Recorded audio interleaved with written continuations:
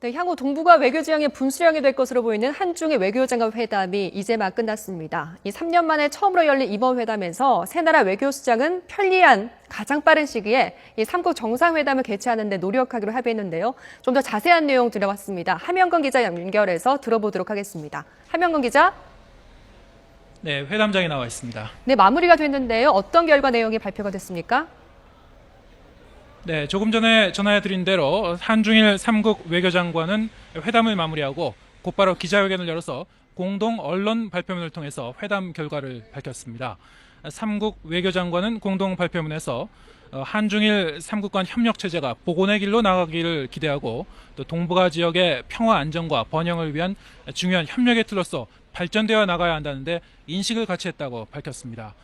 또 이번 회의의 성과를 토대로 한중일 3국에게 모두 편리한 가장 빠른 시기에 한중일 정상회의가 개최될 수 있도록 노력해 나가기로 했습니다. 영유권 갈등을 둘러싸고 정상회의 개최에 신중한 태도를 보여온 중국의 입장에도 불구하고 이번 회의를 계기로 3국 간의 한중일 정상회담 개최에 대한 공감대를 이룬 것으로 보입니다. 공동 발표문에서는 한중일 3국 간 갈등의 불씨가 되어온 일본의 과거사 인식 문제에 대해서도 우회적인 표현으로 적시했습니다. 역사를 직시하며 미래를 향해 나아간다는 정신을 바탕으로 관련 문제들을 적절히 처리하기로 노력하기로 했다고 밝혔습니다. 3국 외교장관들은 또 동북아에서의 3국 간 원자력 안전협력을 더욱 강화해 나가기로 했으며 핵안보, 재난관리, 환경, 청소년 교류 분야를 포함한 분야에서의 협력도 확대해 나가기로 했습니다.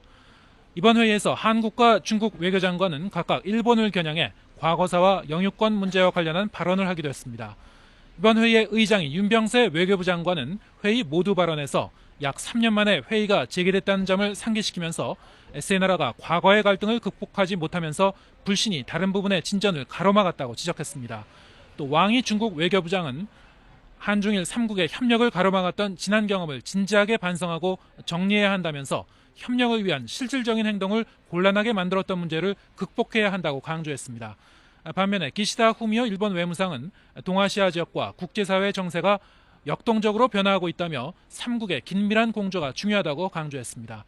오늘 한중일 외교부 장관 회의는 과거사 문제 등 쟁점에 대한 시각 차이를 좁히지는 못했지만 단절됐던 3국 간 협력 체제를 복원하고 정상회담 개최 가능성을 높이는 계기가 됐다는 점에서 주목받고 있습니다. 지금까지 YTN 함영건입니다.